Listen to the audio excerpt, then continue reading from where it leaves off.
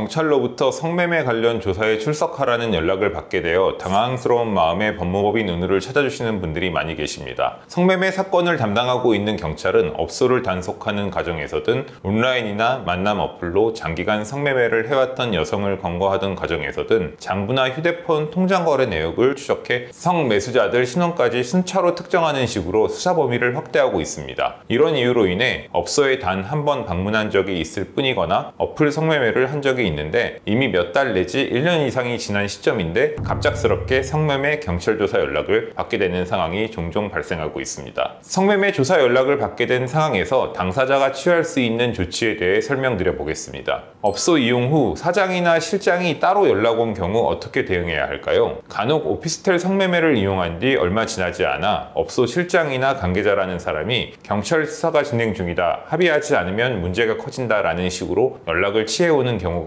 있습니다. 이러한 전화를 받았다면 사실상 높은 확률로 금전을 갈취하기 위한 사기 행각일 가능성이 높습니다. 실제 경찰은 절대로 업소 관계자를 통해 피의자에게 연락하거나 합의를 적용하지 않기 때문입니다. 따라서 경찰이 아닌 제3자로부터 성매수 수사와 관련한 연락을 받았다면 지레 겁을 먹지 않도록 하셔야 하며 전화를 끊고 차단하면서 다시 연락을 취하지 않는 것이 좋겠습니다. 혹여 나에 대한 경찰 수사 개시 여부가 궁금하시다면 경찰서에 직접 문의를 해도 어떤 불이익이 따로 있는 것도 아니기에 사실상 무관하며 직접 형사사법 포탈 홈페이지 사건 조회 시스템을 이용하거나 변호사를 통해 관련 절차 조언을 받으셔도 됩니다. 그렇다면 경찰서에서 전화 연락이 왔을 때 대응 방법에 관해 알려드리겠습니다. 성매매 사건의 경우 경찰은 현장 적발이 아니더라도 계좌 추적이나 통신 내역을 통해 성매수자를 특정하여 문자나 전화로 출석 요구를 해오는 경우가 많습니다. 이때 당황한 나머지 경찰의 질문에 아예 모르쇠로 일관한다거나 잘 기억나지도 않는 사건 내용에 관해 인정해버린다거나 본인이 유리하다고 생각하는 해명만을 반복하는 것은 위험한 선택이 될 수 있습니다.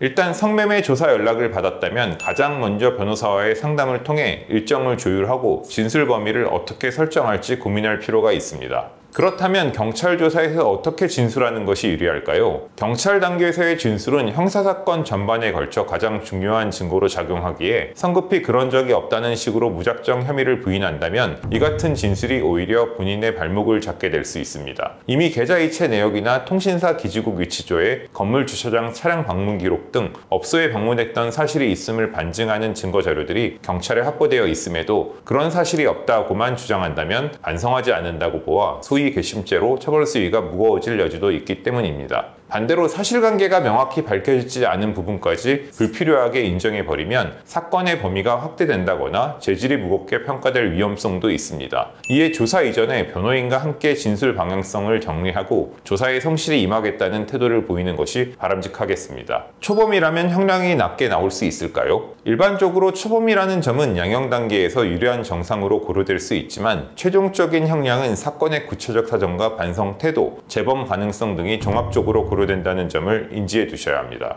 특히 이전에 적발된 적은 없더라도 수사 과정에서 동일 업소를 여러 차례 방문한 기록이나 정황이 드러난다면 단순 초범과는 다르게 평가될 수도 있습니다. 이런 경우에는 단순히 딱 한 번 갔다는 식의 막연한 부인보다는 사실관계를 유리한 방향으로 정리해 양형상 선처를 받도록 진술하는 것이 중요합니다. 반복성이 인정되면 습관적 행위로 해석되어 처벌이 무거워질 가능성이 있고 반대로 정황에 따라 단발성에 가까운 상황임을 설득할 수 있다면 처벌 수위를 낮출 수 있을 것입니다. 결국 대응의 초점은 기록상 드러나는 부분과 실제 인정할 수 있는 범위를 조율하는 데 있습니다. 경찰 조사 전 단계에서 변호사와 함께 구체적으로 사실관계를 점검하고 불필요하게 불리한 진술을 하지 않도록 전략을 짜는 것이 무엇보다 중요합니다. 업소에 방문한 것이 사실임에도 변호사 선임이 필요한 이유는 무엇일까요? 그렇다면 업소 방문 사실을 인정하는 경우에도 변호사를 선임할 필요가 있을까요? 결론적으로 말씀드리면 혐의를 인정하더라도 변호사의 조력을 받아야 할 필요성은 얼마든지 존재합니다. 왜냐하면 성매매 사건은 단순히 유무죄를 다투는 문제에 그치지 않고 사건이 어떤 방식으로 종결되느냐에 따라 당사자의 향후 생활 전반에 중대한 차이가 발생할 수 있기 때문입니다. 가령 벌금형 이상의 전과가 기록된다면 일정 직종에서는 취업 제한이나 인사상 불이익이 불가피하고 현 직장에서의 징계나 계약 해지로 이어질 여지도 있습니다. 또한 성매매 피의자로 형사 입건되면 차후 검찰청이나 법원 등에서 주소지로 우편물이 송달갈 것인데 아무리 벌금 정도로 끝날 수 있다 해도 배우자나 가족에게 관련 사실이 알려지면 큰 낭패를 보게 될 수도 있습니다.